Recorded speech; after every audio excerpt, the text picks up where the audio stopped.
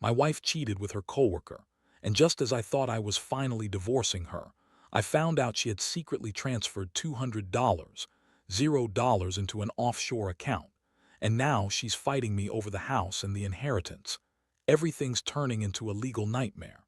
I never thought I'd find myself in a situation where everything I believed about my marriage would come crashing down in a matter of days.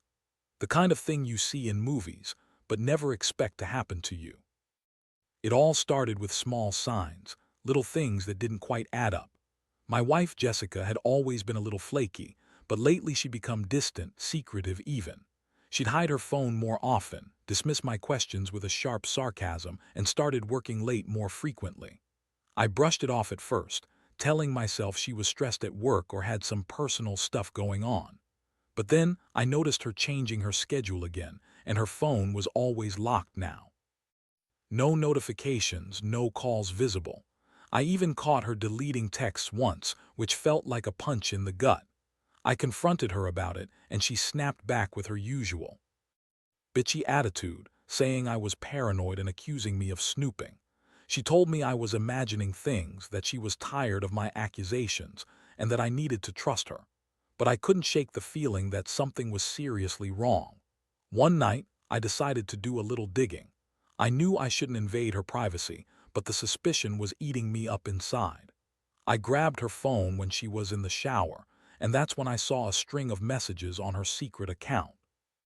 Nothing explicit at first, just her chatting with someone named Mike, calling him babe, saying they should meet up soon. My stomach dropped.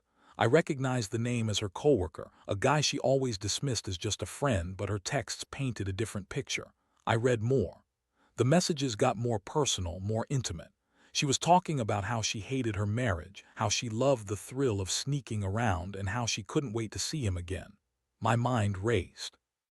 I felt like I'd been punched in the gut. I couldn't believe I'd been blind to this for so long. All those nights I thought she was working late, she was with him, probably having sex, lying to my face. That moment I knew I had to confront her. I waited until she came home from work, heart pounding. I didn't want to just accuse her blindly, but I couldn't keep it inside anymore. I told her I knew about her affair, showed her the messages. Her reaction was priceless. She looked surprised, then angry, then defensive. She started lying, saying I was imagining things, that Mike was just a friend, that I was overreacting because I was insecure. She called me paranoid and crazy, but I could see the guilt in her eyes. The thing is, her denial only made me angrier. I felt betrayed, not just because she cheated, but because she lied so effortlessly. It was like she thought she could just brush it off and everything would go back to normal. But I knew better.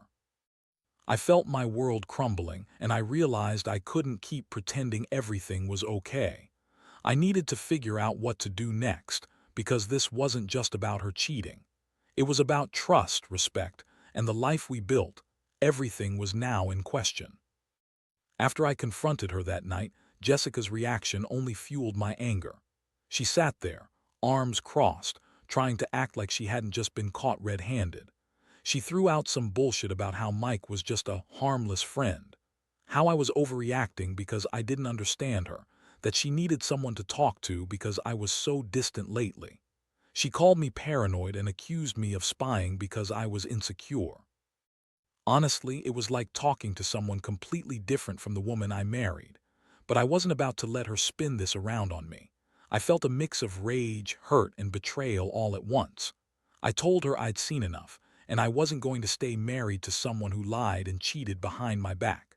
I told her I was done with her excuses, that I was going to get a lawyer and file for divorce. That's when she flipped. She started crying, saying I was ruining everything, that she loved me and didn't want to lose her family. That was a lie. She'd already lost me the moment I found those texts. The next few days were a whirlwind. I started digging into her financials, trying to understand how deep this betrayal went. I knew she had some secret life, but what I uncovered next was even worse. I found evidence that she'd transferred $200, $0 into an offshore account. Just like that, she had been sneaking money out of our joint accounts, hiding it from me. I couldn't believe what I was seeing. She'd been planning this for months, maybe longer. I felt like I'd been punched again. All those years I worked hard, supported her, trusted her. She was secretly draining us dry. I started wondering how much I really knew about her, about us. That money could have been for a house, for the kids' education, or just a safety net. Instead, she was funneling it into some offshore account, probably planning to disappear or start a new life somewhere. The betrayal cut deep, and I knew I couldn't just walk away from this. It was now a matter of legal and financial warfare. I began to think about what to do next. I knew I had to fight for the house, for the inheritance, for what was rightfully mine. Jessica was fighting me hard, claiming she deserved everything because she was the wife, but I saw through her lies. She was a bitch, manipulative and selfish, and now she was trying to spin her way out of this mess. I hired a lawyer and we started to prepare for a legal battle. I wasn't going to let her get away with the money she'd stolen or the house I'd worked my ass off for. But what really hurt was knowing how much she'd lied, how she'd betrayed my trust not just with her affair, but with the money, the deception, everything. It was like I was waking up from a nightmare, realizing I'd been living with a stranger. I kept asking myself how I missed all this, how I didn't see the signs earlier. The worst part, I still loved her, or at least I thought I did. But love doesn't survive betrayal like this. I was angry, humiliated, and exhausted trying to process it all. The thing is, I knew this wasn't over, not by a long shot. Jessica was fighting me tooth and nail over everything, trying to claim she deserved the house, the inheritance, even the money she transferred offshore. It was turning into a legal nightmare, and I could see how she was trying to play the victim, spinning stories about how she needed that money for her future, how I was just a controlling asshole. But I saw right through her. I knew her game now, and I was ready to fight for what's mine. The legal battle started pretty quickly after I hired a lawyer. Jessica was relentless, claiming she had every right to the house and the inheritance because she was the wife, and that I was just trying to screw her over. She spun this story about how she'd sacrificed so much, how I was neglecting her and the family, and that she deserved to have her share. I couldn't believe her audacity. She acted like she was the victim in all this, even as I had all the evidence showing her lies and betrayal. But the truth was, her story didn't hold up. I had the bank statements, the offshore account details, and witnesses who confirmed she'd been sneaking around with Mike, even suggesting they'd been planning to run away together. I also discovered that she'd been secretly transferring money into that offshore account over the past year, possibly even longer. All of this was documented, and I handed everything over to my lawyer. Jessica's responses during the court hearings were pure manipulation. She'd burst into tears, scream about how I was destroying her, and accuse me of trying to control her life. She even lied about the affair, claiming I was just paranoid and jealous. But I had the proof, screenshots, bank records, witness statements, and I knew I wasn't going to let her spin her web of lies. I wanted justice, and I was determined to get it. Meanwhile, she kept fighting for the house, insisting she should keep everything because she was the mother of our children and deserved stability. She argued that the money she transferred offshore was just a mistake, that she was going to fix it, that she'd been under a lot of stress and made poor choices. Yeah, right. I wasn't buying any of her excuses. Deep down, I realized she was just trying to buy time to wear me down, to make me feel guilty for calling her out. The most shocking part was when she accused me of being controlling and a bad husband. She said I was neglectful, that I didn't pay enough attention to her emotional needs. That was a load of crap. I worked my ass off for years, providing for her, trying to keep everything afloat. And now she was trying to turn the tables, making me look like the bad guy. It was disgusting how she was playing the victim, even as she was the one cheating, stealing, and lying. I stayed focused on the facts. I knew I had the law on my side, especially with the evidence of her offshore account and the financial betrayal. My lawyer told me I had a strong case to get full custody of the house, the inheritance, and to freeze her assets until everything was sorted out. Jessica was furious, but she couldn't deny the truth. Every day, I felt more confident that I was doing the right thing. I wasn't going to let her walk away with everything she'd stolen, especially not after what she'd put me through. But the stress was immense. I'd never been in a situation like this before, and I felt like I was on an emotional roller coaster. One moment I was furious, the next I was just numb, trying to process what had happened. I kept asking myself how I'd let it get this far, how I'd missed all the signs. The betrayal cut so deep I wondered if I'd ever trust anyone again. Still, I knew I had to stay strong for myself, for the kids, and for the future I wanted to rebuild. The court hearings dragged on for weeks. Jessica was fighting with everything she had, playing the victim, claiming she was entitled to most of the house and the inheritance because she was married to me, and that her offshore money was just a mistake she was trying to fix. She even had the nerve to say that I was trying to control her, to manipulate her, and that I was the one who was really cheating by spying on her phone and bank accounts. Honestly, it was laughable, if it weren't so infuriating. The lawyer's office kept telling me that I had a solid case. The offshore account was a smoking gun. The evidence of her affair with Mike was irrefutable, and her attempts to hide assets were illegal. Still, Jessica kept up her act, crying in court, claiming she was the victim, saying she only transferred the money because she was desperate and confused. She even accused me of being emotionally abusive, which made me want to scream. I knew her playbook. She was trying to manipulate everyone, including the judge, into feeling sorry for her. Meanwhile, I was dealing with a flood of emotions. Part of me felt victorious. Finally, I had proof, and I could see her lies unraveling. But most of all, I felt betrayed, shattered really, by the woman I'd loved and trusted. I kept replaying the moments when she'd lied to my face, when she'd dismissed my concerns, and when she'd sneaked around behind my back. The worst part was knowing she'd been planning her escape, secretly building a new life with Mike, while I was left to pick up the pieces.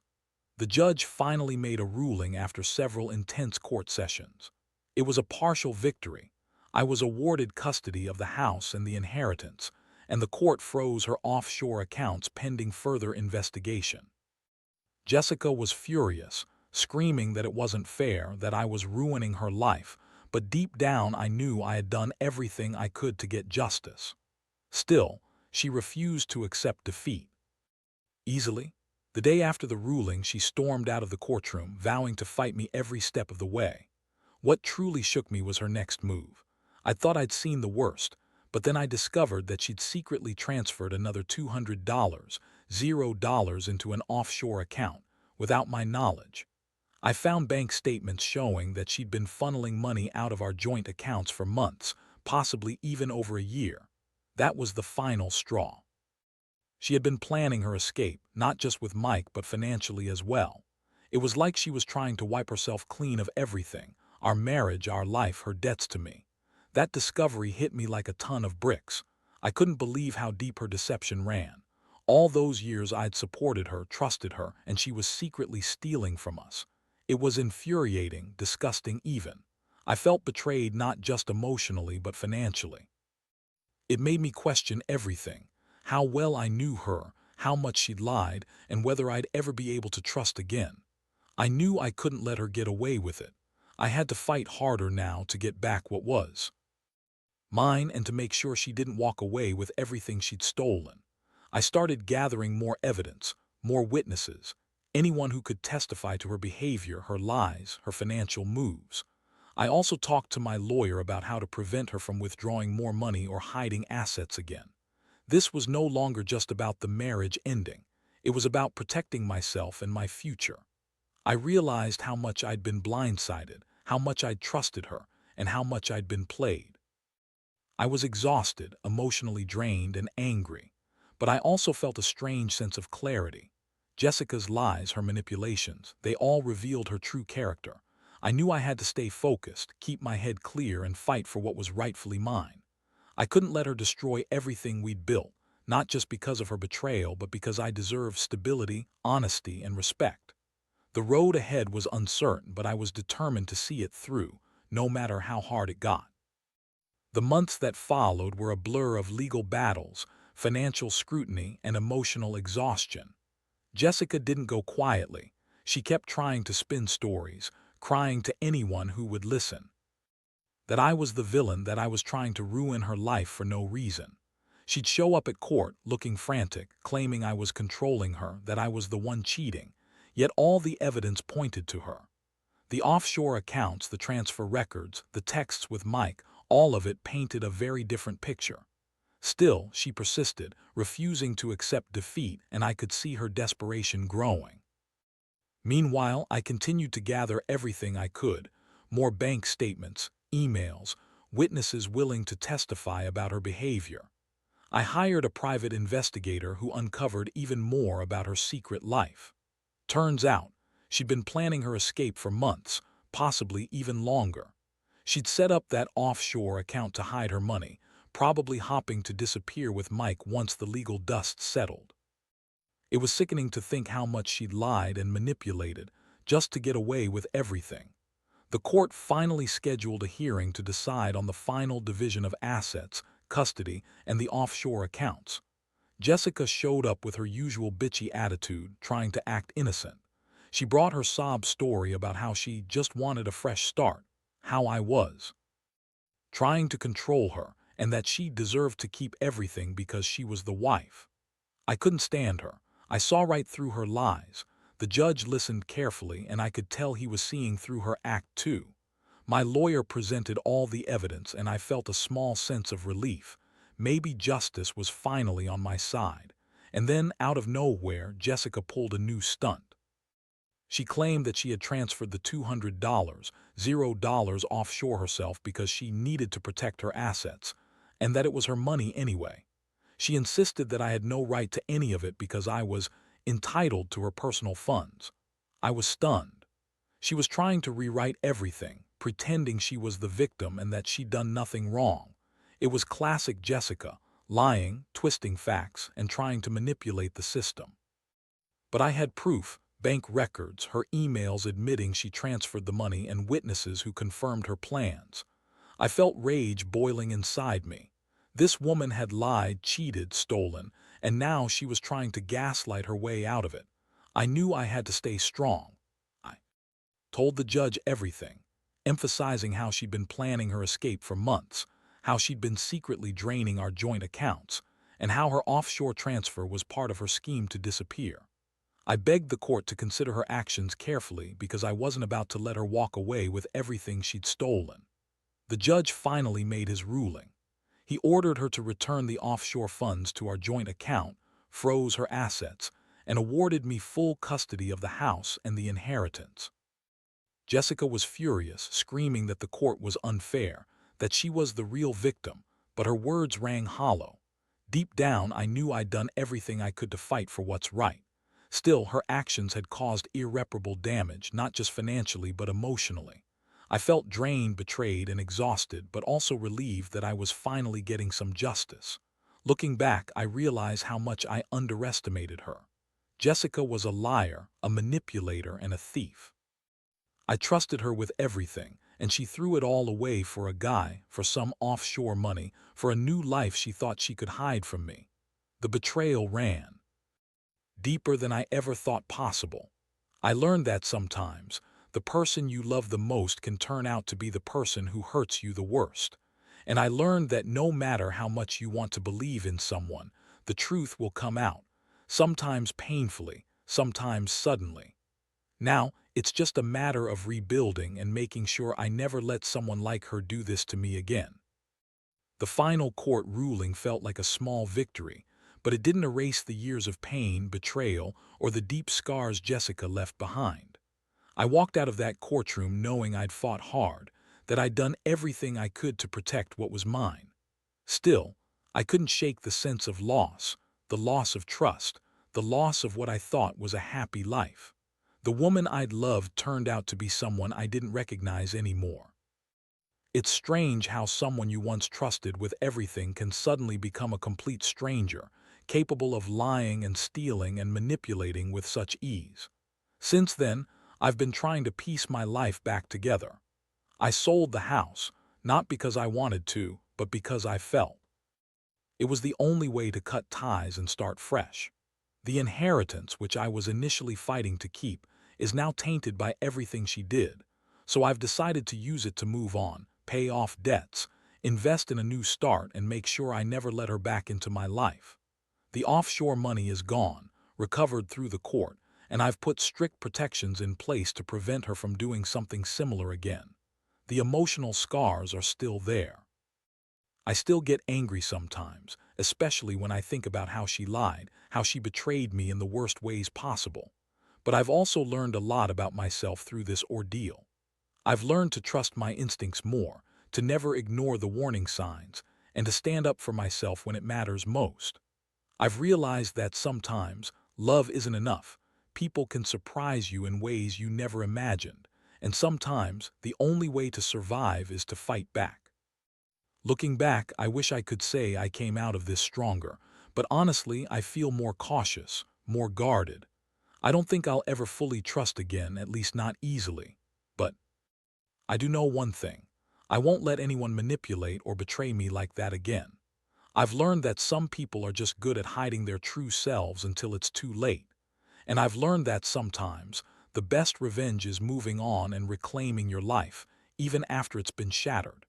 To anyone reading this who might be going through something similar, trust your gut, gather the evidence, and don't be afraid to fight for what's right. Sometimes the truth comes out in the most brutal ways, but it's better to face it and take control than to keep living in denial. Because at the end of the day, no amount of money, no house, no inheritance is worth sacrificing your peace of mind or your self-respect. I may have lost a lot in this process, but I've gained a new understanding of what it takes to stand up for myself. And that's a lesson I'll carry with me forever.